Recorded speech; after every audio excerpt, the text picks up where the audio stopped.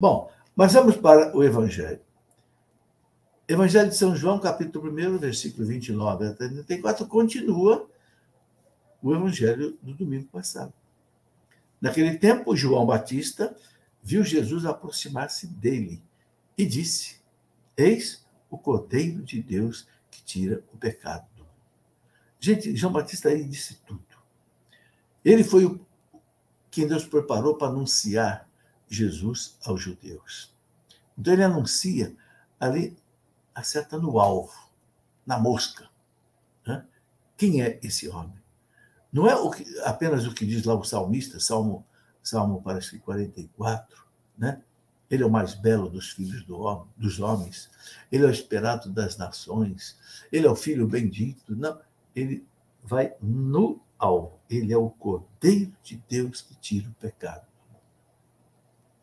Né? Mas vamos continuar lendo.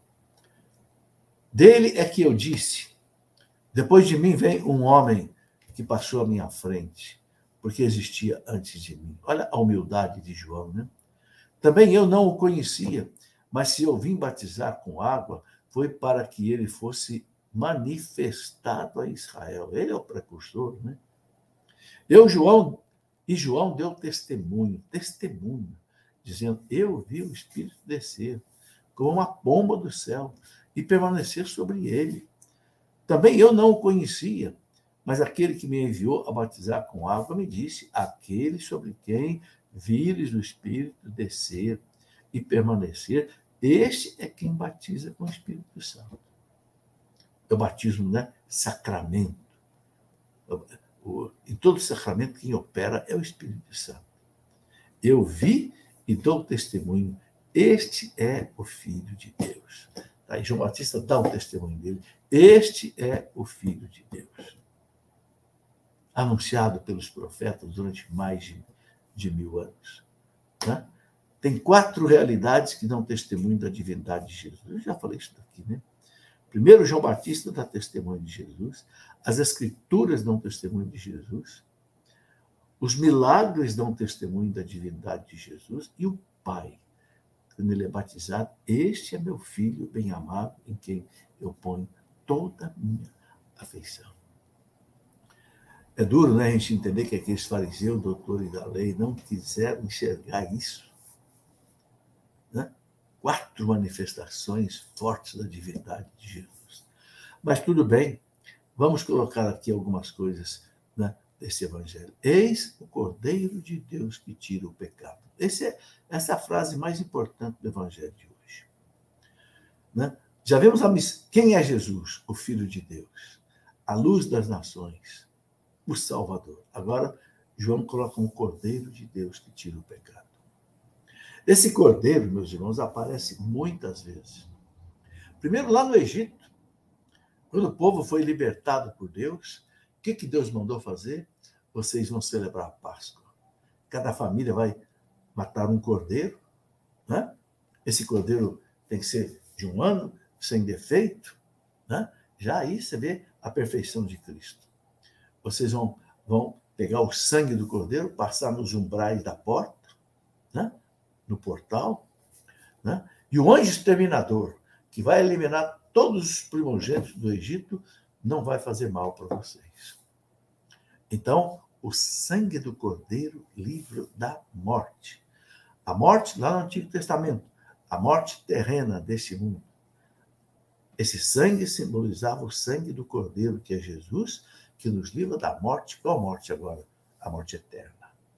A segunda morte, como diz São Tomás de Aquino, aquela que é a separação da alma e de Deus. São Tomás de Aquino dizia: a primeira morte é aquela que separa o corpo da alma. Essa não tem problema, porque Deus vai unir de novo. No último dia haverá a ressurreição da carne. Né? Mas a segunda morte é que é perigosa, quando a alma se separa de Deus. Aí é o inferno.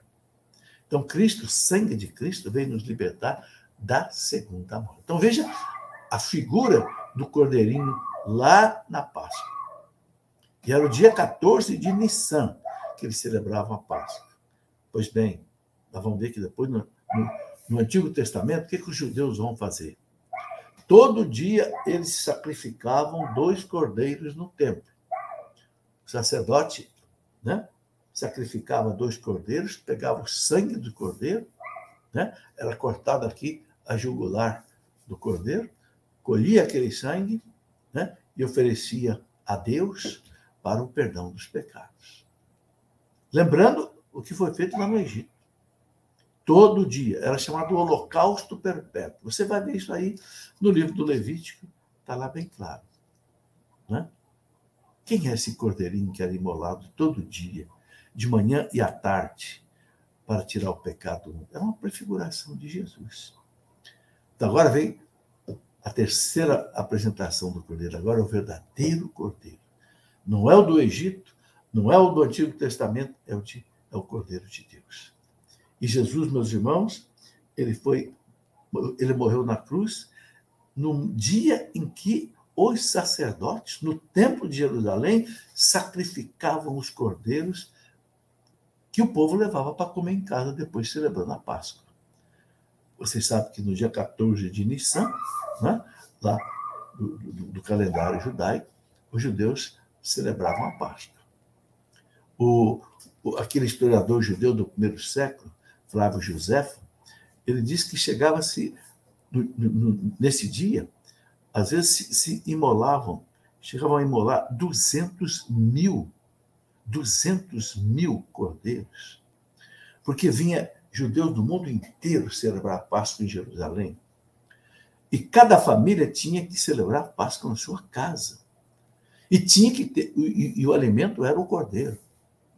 Era comer o cordeiro imolado. Hoje se come muito cordeiro aqui no Brasil também, né? Toda hora a gente vê carne de cordeiro. E os judeus também gostavam. Mas o principal da Páscoa não era só simplesmente comer o cordeiro, era celebrar o rito pascal. E no dia que os sacerdotes, eram muitos sacerdotes, porque era uma quantidade imensa de cordeiro que era imolado. Então, no dia que eles imolavam, era o dia em que o Cristo morreu na cruz, na sexta-feira. Veja, gente, que simbolismo profundo é tudo isso, para tirar o pecado do mundo. Né? E aí a gente vê muitas coisas, consequência disso. Pelo nosso batismo, é que se aplica a cada um de nós essa morte de Cristo, que nos liberta para Deus. Né? São Paulo fala na carta aos Romanos, né, que quando nós somos batizados, nós morremos, somos sepultados na morte de Cristo e ressuscitamos para uma vida nova. E aí, Deus nos arranca das mãos do demônio e nos traz para Ele. Nós passamos a ser filho de Deus, filho através do Filho. Né? O Catecismo da Igreja fala isso muito claro. Né? Capítulo número 1250, 1270, nós nos tornamos filhos de Deus no batismo. E aí tem uma consequência disso. Como nós, pelo batismo, nos tornamos corpo de Cristo, membro de Cristo, nós continuamos essa missão do Cordeiro de Deus que tira o pecado. E qual é a missão? Levar essa luz. Cristo é a luz das nações. Então, nós cristãos temos essa responsabilidade também de levar ao mundo a luz das nações, que é Jesus Cristo. Não tem coisa mais importante, meus irmãos, do que você levar Jesus Cristo para uma pessoa. Mais importante do que você dar o dinheiro, você dar, carro, casa, você levar Jesus Cristo para os seus filhos, para a sua família. Porque sem Jesus Cristo não há salvação. Quanto mais, meus irmãos, o mundo hoje rejeita Jesus Cristo, você sabe que o mundo rejeita Jesus Cristo. Hoje mesmo eu li uma notícia, né, lá na cidade francesa de Bordeaux, tem uma imagem belíssima de Nossa Senhora em praça pública, né? Os políticos decidiram retirar a imagem de Nossa Senhora da praça pública. Tiraram a imagem de Nossa Senhora. Ou seja, hoje o Cristo, o Evangelho, a fé católica é rejeitada. Aqui também entre nós. Mas, quanto mais essa fé católica é rejeitada, mais nós temos que falar de Jesus Cristo. Mais nós temos que levar essa luz das nações. Né? Como diz lá a primeira leitura que a gente leu hoje, né? Eu te farei luz das nações para que minha salvação chegue até os confins da terra. Então, meus irmãos, está aí. Uma coisa que a gente vê, que Jesus Cristo não tem nada de político. Nada de político. Ele é o servo de Deus que morre na cruz para tirar o pecado do mundo. Né? Quem quer Jesus Cristo como um político, um libertador social, está totalmente enganado. Meu reino não é desse mundo. Ele deixou bem claro. Ele é o Cordeiro, o Thalia, ou Thalia, não sei bem, né? Que carrega sobre ele os pecados da humanidade e expia os pecados da humanidade na cruz com o seu sangue. Meus irmãos, quem não entender isso, não entendeu o que é o cristianismo.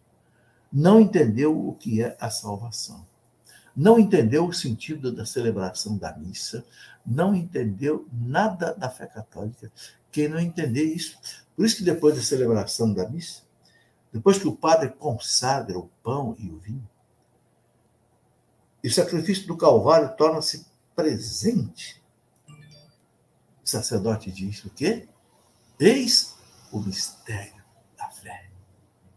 Eis o mistério. Aqui está o cerne da questão. Aqui está a essência da nossa fé. Entende? Então vamos entender isso e vamos levar isso para as pessoas. E vamos contar para as pessoas que não têm felicidade. Ele é o caminho. Ele é a verdade. Ele é a vida. Não é um caminho, é o caminho. Não é uma verdade, é a verdade. Não é uma vida, é a vida. Eu sou o caminho, a verdade, a vida. Ele deixou isso assim muito bem claro para nós, não é? Então, fica aí essa reflexão para nós para esse domingo. Um grande abraço. Que Deus abençoe vocês.